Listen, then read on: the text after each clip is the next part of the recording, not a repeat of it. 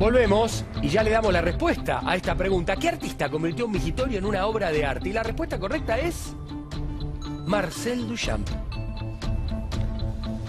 Esto ocurrió en 1917. No la aceptaron en principio esta obra, se generó una gran polémica y Duchamp en lo que insistía es en que cualquier objeto mundano puede ser una obra de arte si uno lo quita de su contexto habitual y lo pone en otro sitio. Bueno, ahí estaba entonces, algunos la sabían, otros no, pero para eso estamos, para incorporar conocimiento. Bueno, y a propósito, había una pregunta que habíamos dejado en el aire y tiene que ver con el frío. ¿Por qué el frío nos da más ganas de orinar? ¿Ustedes saben la respuesta? No, pero sé que es así porque me sucede todo el tiempo, es un hecho. Perfecto. Bueno, Caro, te aprovecho. Bueno. ¿Quién nos visita para explicárnoslo? Doctor Gabriel Lappmann, médico especialista en nefrología, subdirector del Centro de Diálisis ETEC, es nefrólogo de la planta del Hospital Diego Thompson de San Martín y miembro titular de la Sociedad Argentina de Nefrología. Y ahí que está con nosotros una vez más, lo tenemos Sí. a Gabriel Lappmann. Doc, ¿cómo le va? Bien, bien, muy bien. Bienvenido. Muy bien. Gracias. Se ve que no lo tratamos tan mal la vez No, pasada, ¿verdad? no, para nada, en absoluto. Y aparte, ¿quién es el príncipe azul, eh? Mirá cómo se ve. Llegó, claro. Sí, bueno, perfecto. Doc, la pregunta, vamos a hablar de varias cuestiones, Sí. pero el disparador tiene que ver con el frío y con las ganas de hacer pis, que nos da Sí. justamente. ¿Por qué? Y cuando hace frío, el cuerpo lo que hace es juntar el líquido intracelular en lo que son los órganos nobles, el corazón, el riñón. Y eso genera una inhibición de una hormona, ahí justo se ve que es la hormona antidiurética, ADH. Y eso genera que no se reabsorba líquido, o sea, no se reabsorba en el túbulo colector la orina y se genere diuresis. Entonces por eso nosotros orinamos cuando hace frío. Esto se correlaciona, vamos a decir, la contrapartida. Cuando hace calor, orinamos mucho menos. ¿Por qué? Porque tenemos sed. Y el estímulo del ADH es la sed. Entonces, en contrapartida, orinamos menos en el calor y orinamos más en el frío. Aparte hay algo que es muy importante. Cuando hace frío, no transpiramos tanto.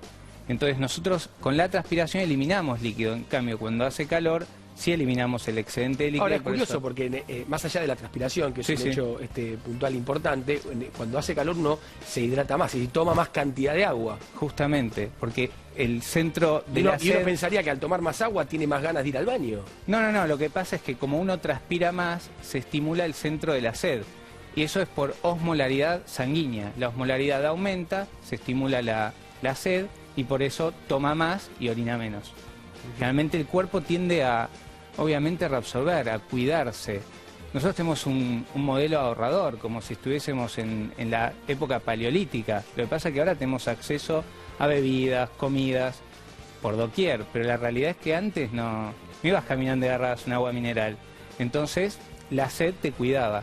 Y el cuerpo lo que hace es reabsorber el sodio, el agua. Gasta mucha energía el cuerpo para reabsorber sodio, por ejemplo. En proporción, ¿cuántas veces va uno más al baño a orinar en invierno que en verano? ¿Hay un número, hay una Depende de lo que proporción tomes, cada, ¿no? Depende de lo que tomes, pero generalmente en invierno puedes ir, depende de lo que tomes, ¿no? Porque mucha gente está en trabajos, con calefacción y no pasa lo mismo. El tema es si estás... Cuando realmente sentís frío. Cuando realmente sentís frío pasa esto. Y podés ir a orinar cada 2 horas, 1 hora.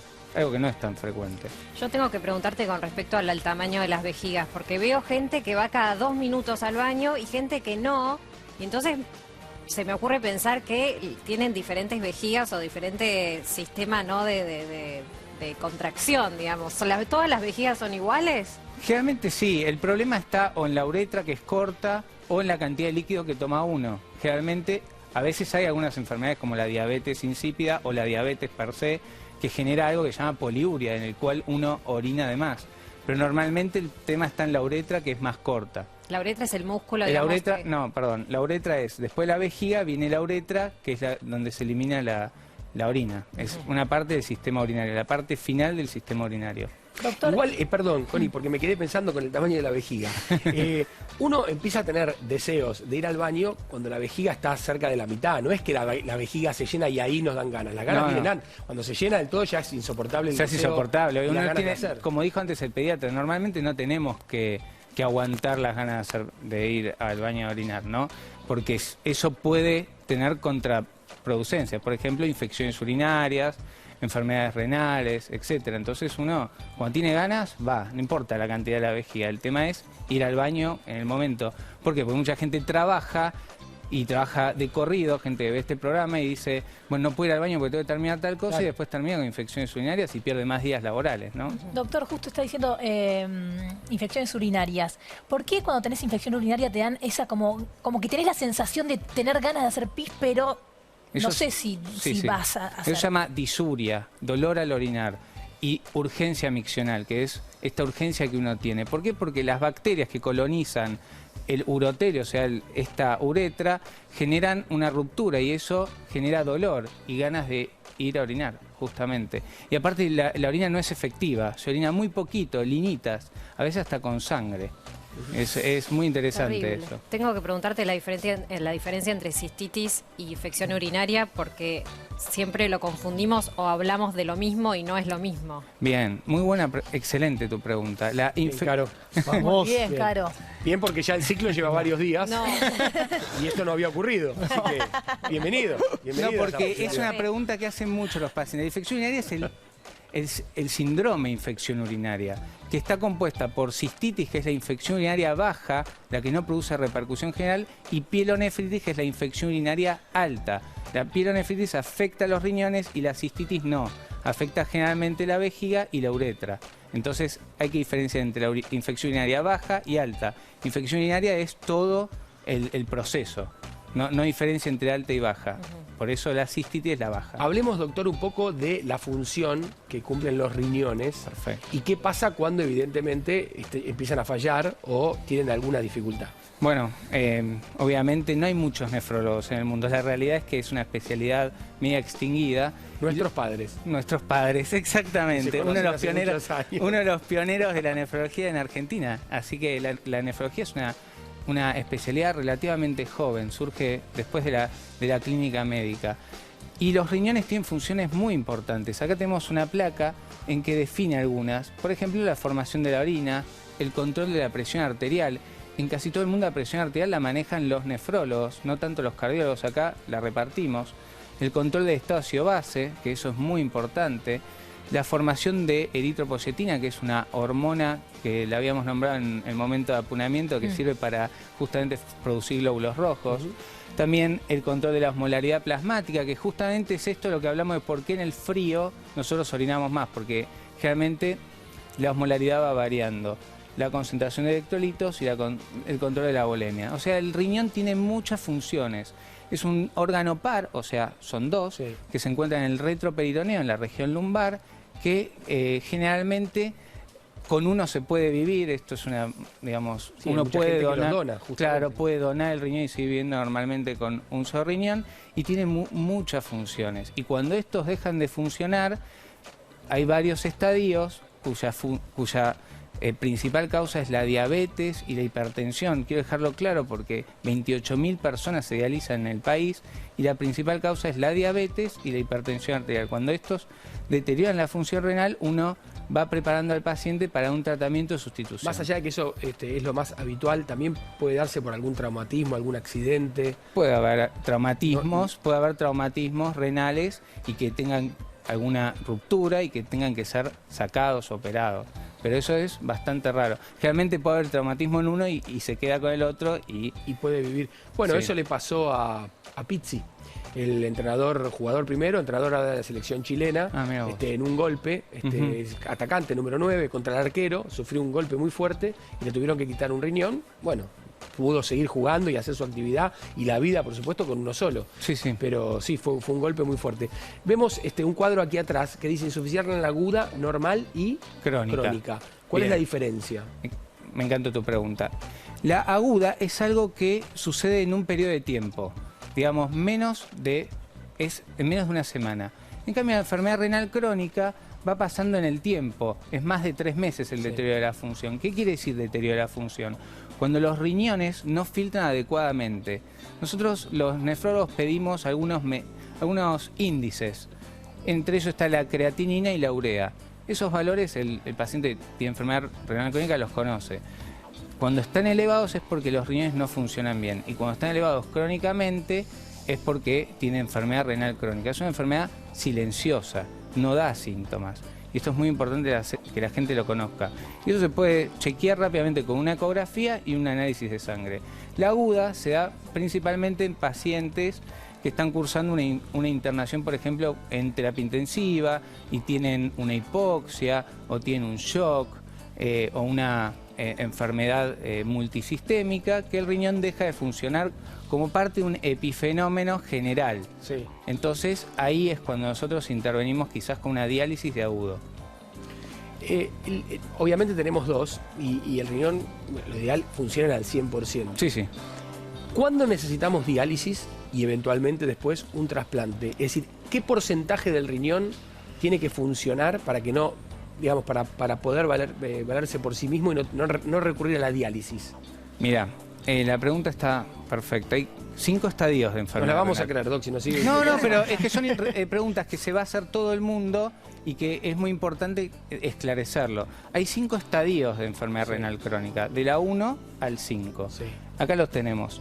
El estadio 1 es cuando el filtrado glomerular, que es cuánto filtra el riñón, es más de 90 mililitros por minuto. Eso es normal. Sí. El tema está que en el estadio 1 a veces ponen que hay filtrado glomerular mayor de 90 porque el paciente tiene factores de riesgo, por ejemplo, hipertensión arterial, diabetes, entonces tiene un daño renal silente, silencioso. Sí. A medida que va avanzando las enfermedades crónicas que antes nombramos, el riñón, que tiene como unidad funcional, quizás es muy técnico, pero se llama nefrona, va dañándose estas nefronas y se van deteriorando. Y eso va pasando de estadio en estadio. En el medio hay algo grave que pasa. Generalmente nosotros no vemos tantos pacientes en diálisis porque la enfermedad cardiovascular es la principal causa de muerte en los pacientes con enfermedad renal. ¿Por qué? Por sobrecarga de líquido, porque no orinan bien. Incluso antes de detectar el problema renal aparece el cardiovascular. Exactamente. Y entonces esto va avanzando y cuando ya el riñón funciona menos del 15%, ya ese paciente Diálisis. tiene que entrar en un tratamiento de sustitución porque es muy sintomática.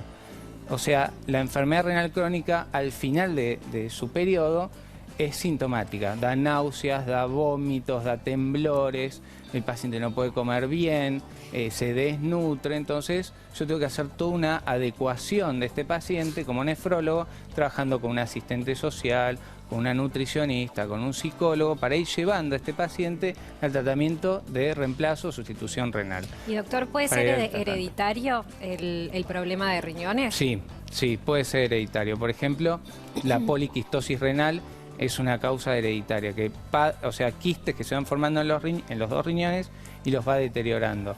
Padres que tuvieron eso, familias que tuvieron eso, que van pasando de generación en generación. Hablamos de diálisis, de ese procedimiento, pero para hablar más correctamente, para detectarlo, bueno, Connie fue justamente Sí, a un centro de diálisis. Fue a un centro de diálisis. La nota que vamos a ver es muy interesante y emotiva porque no solamente vas a ver cómo es el tratamiento, sino cómo esto ha mejorado la vida de muchas personas. Por ejemplo, Osvaldo, que es un paciente con el cual estuvimos charlando. Mira la nota.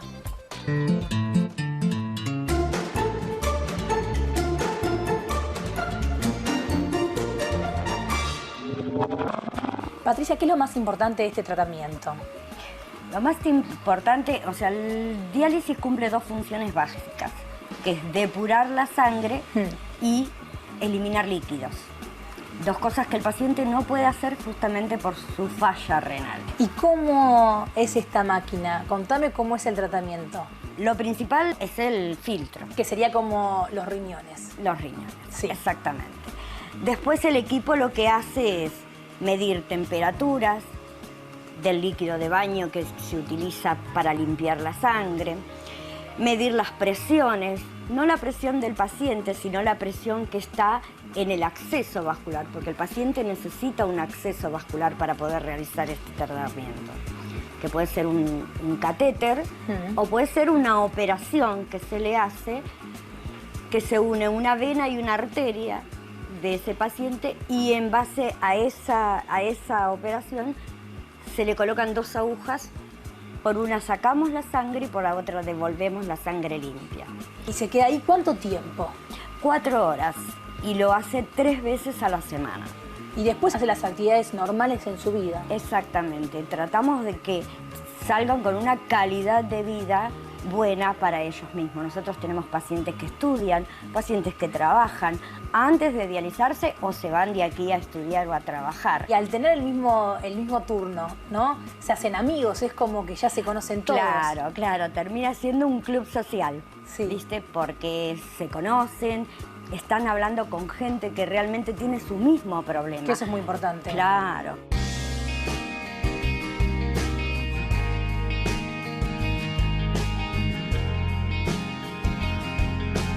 Osvaldo, ¿cómo cambió tu vida cuando empezaste a hacerte diálisis? Mirá, yo cuando vine arrastraba los pies y la segunda sesión ya empecé a caminar mejor, a sentirme aliviado, o sea, sentís aliviado el cuerpo. Entonces, como que empezás a responder y ves que podés recuperar la vida anterior. ¿Y qué le dirías a una persona que ahora se tiene que hacer diálisis? Que puede salir adelante totalmente, que se olvide de los temores, los tabúes que hay en el mundo, en la calle, Sí. del tema de las agujas y todo eso. Pero no, es algo muy simple, muy sencillo. Tecnológicamente estamos muy avanzados como para volver hacia atrás. Entonces hay que salir, hay que aprovechar esa situación. Muchas gracias, Osvaldo. Por favor. Bueno, por suerte la ciencia, la tecnología ha avanzado tanto como para poder reemplazar algo que nos da en nuestro propio organismo, nuestro propio cuerpo, con la aparatología. Sí, y sí. esto de hacer 3 veces por semana diálisis te salva la vida y Sí. te permite tener una calidad de vida mucho mejor, porque recién lo veíamos a Osvaldo, ¿no? sí. Evidentemente no podía con su alma, decía la pesadez, el cansancio, y esto, bueno, le permite tener una vida normal. Sí, la realidad es que hay dos modalidades de tratamiento de sustitución. Una es la hemodiálisis y otra es la diálisis peritoneal, que son dos formas en Esto las que digamos es la hemodiálisis. Esta es la hemodiálisis, la que el paciente va 3 veces por semana, está 4 horas y se lo conecta a la fístula, que es el acceso vascular, y pasa por el Le filtro. filtran la sangre, Le digamos. El filtran trabajo la que hace el sangre. riñón lo hace la máquina. Sí, 3 veces por semana, 4 horas. Sí. Imagínate, el nuestro funciona todo Todo el el día, tiempo. todo el tiempo. Perfecto.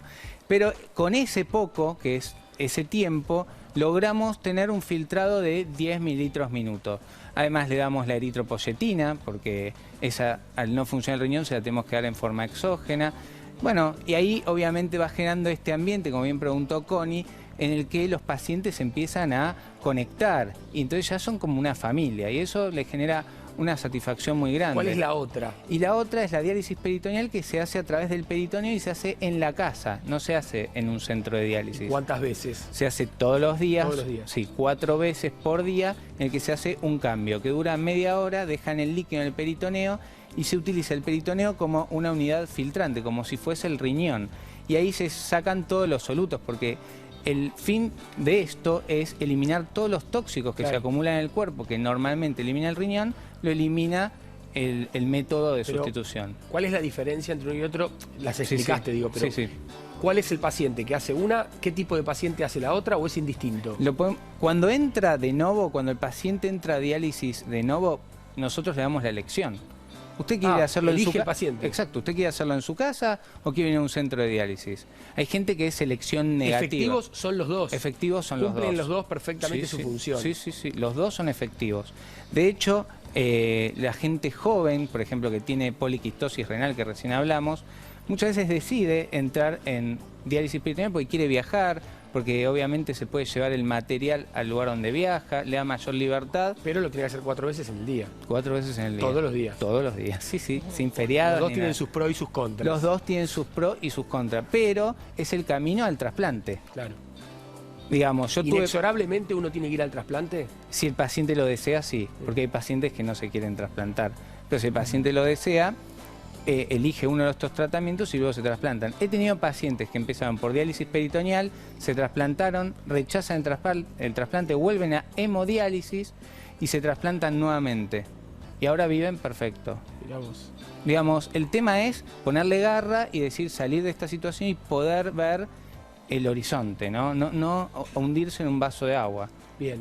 A propósito de vaso de agua, Sí. una jarra y una botella por ahí, y lo tengo a Pablo Mirrut, que es un amigo de la casa, un hombre que siempre nos ayuda a entender algunas cuestiones a través de la matemática, que es uno de sus fuertes. Así que me voy a venir hasta acá, lo voy a saludar. ¿Cómo le va? ¿Qué ¿Cómo tal? anda? Muy y bien. se hace la luz, ¿viste? Llego a donde está él y se hace la luz. Bueno, 2 litros de agua en una botella, 2 litros de agua en una jarra, que es más o menos lo que eliminamos en el día, porque hay que tomar esto. Hay que tomar y hay que largarlo. Y hay que largarlo. Y yo me preguntaba, ¿no? Con los chicos, en la vida de una persona, no vamos a decir exactamente qué cantidad de años, pero una vida que llega a la vejez, ¿qué cantidad de orina evacuamos? ¿Cuánto ocupa toda esa orina? Exactamente.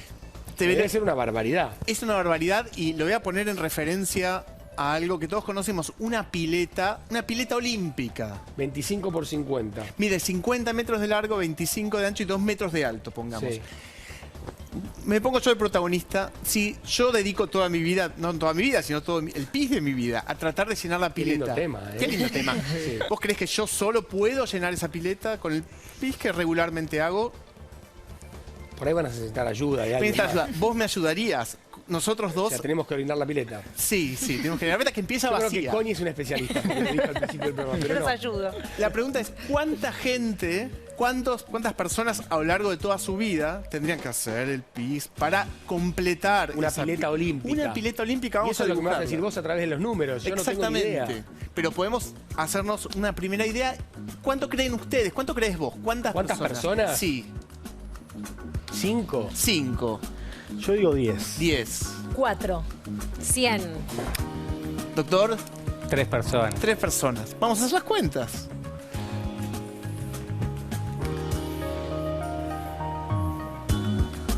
Sí, obviamente no podía dibujar bien también, chicos. No puede. Es un genio, pero no. No el dibujo. ¿Qué sería eso? Esta sería nuestra pileta que Ah, tiene bueno. 50 metros Qué de raro, largo. ¿Eh?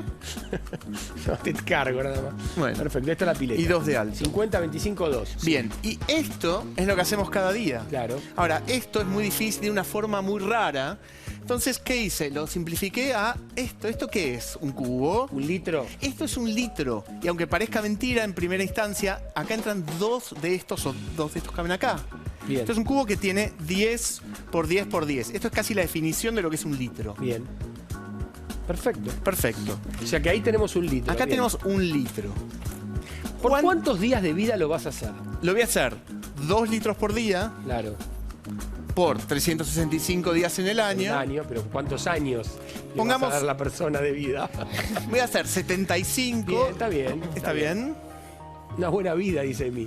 Y esto, muy aproximadamente, da unos 50.000 litros. Descontando feriados y cosas así. Bien. Una persona son 50.000 litros en toda su vida. Exactamente. De pichín. De pichín. 50.000 litros. Un Bien. poco más, un poco menos. Entonces, son 50.000 de estos. Vamos a empezar a llenar la pileta con estos cubos. Esto mide 10 centímetros por 10 por 10. ¿Cuántos de estos caben en 1 metro cúbico? O sea, un cubo de 1 metro de lado, por 1 metro de alto, por 1 metro de fondo. ¿Cuántos entran? ¿10? 10. Bien. No, 10. Entran 1000. 1000. Claro, porque son 10 en un sentido, Ah, 10 claro, y para en el arriba. otro sentido y 10 para arriba. Es verdad. O sea que son 1000 de estos 1000 en de 1 estos. metro cúbico. Si tenemos 1 metro cúbico, Ahí está la... ¿está mejor? sí. Bueno, tenemos 1000. O sea que necesitamos 50 de estos para... Una persona serían 50. Una persona serían 50 de estos. Con 50 de estos podríamos recolectar el pis de una persona. 50 de estos por 50.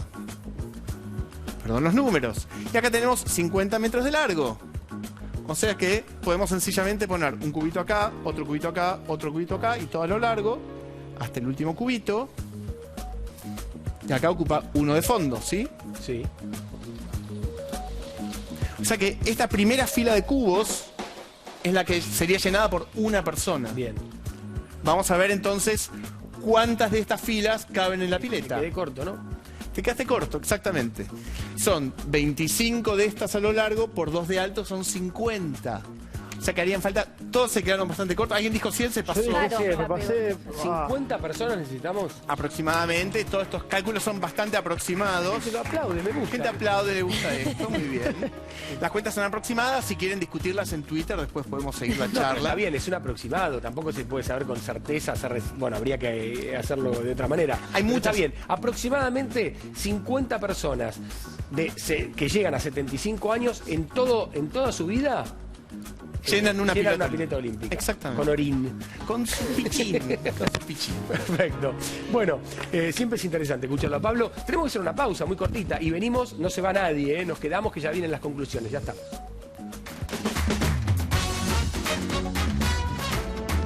Un consejo como siempre, en este caso si buscas disfrutar de algo realmente único, pensá en Marroc de Felford. Un exquisito bocadito de praliné blanco y leche. Porque cuando disfrutas de un Marroc, disfrutas la vida de otra manera. Y ahora probá también Marroc Libby, un bocadito dietético con bajo contenido de azúcar, solo 61 calorías y el exquisito sabor de siempre. Marroc, el bocadito que ya es parte de tu vida. Y acordate, si es chocolate, es Felford.